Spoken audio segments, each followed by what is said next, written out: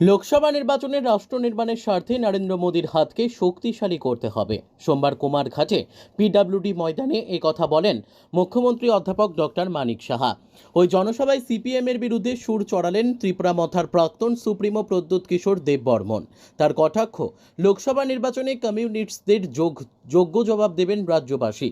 এদিন মুখ্যমন্ত্রী বলেন, আসন্ন লোকসভা নির্বাচন অত্যন্ত গুরুত্বপূর্ণ, কারণ এই নির্বাচন নরেন্দ্র মোদীর গ্যারান্টির নির্বাচন। বন্ধুগণ, আমাদের এবারের যে মোদীজির যে গ্যারান্টি, সেই গ্যারান্টিকে সামনে রেখে এবারের নির্বাচন খুব ইম্পর্টেন্ট নির্বাচন।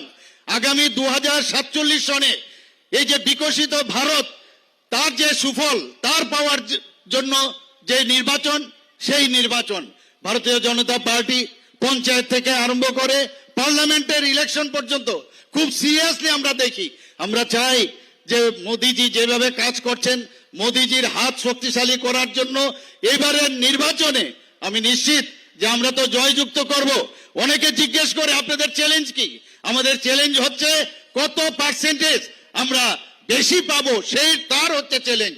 এদিনে জনসভায় ত্রিপুরা মথার প্রাক্তন সুপ্রিমো প্রদ্যুৎ কিশোর দেববর্মন বলেন, ব্রু শরণার্থীদের সমস্যার 2 মাসের মধ্যে সমাধান করেছেন অমিত শাহ, যা বিগত 25 বছরে কমিউনিস্টের শাসনকালে সম্ভব হয়নি।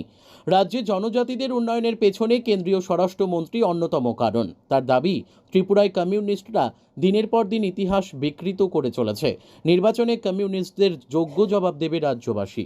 আজ अगर त्रिपुरा में ब्रू एक सम्मान का जिंदगी जी रहा है, अगर आपके बच्चे का एक भविष्य आज है, तो उसमें एक बहुत बड़ा हाथ हमारे गृह मंत्री जी का है। इसमें कम्युनिस्ट सरकार ने 25 साल तक यहां में राज किया, हमारा इतिहास को बदला, हमारे गरीब त्रिपुरा को कुछ नहीं दिया।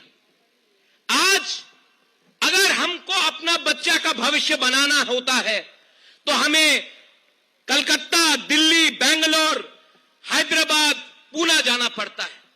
मैं चाहता हूं कि अगर हमें अपना भविष्य को ठीक करना है तो हमें त्रिपुरा के बाहर नहीं देखना है। यह कैसे होगा अगर केंद्र सरकार हमारे साथ नहीं खड़ा होगा? मैं अपने त्रिपुरा को बोलना चाहता हूं, हमने 20 के 20 सीट बहुत बार कम्युनिस्ट को दिया, रिटर्न में क्या मिला? गरीबी, बेरोजगारी, भूख, शिक्षा कहीं नहीं, कहीं में पीने के लिए पानी के लिए हमें 5-5 किलोमीटर चलना पड़ता था। आज समय आया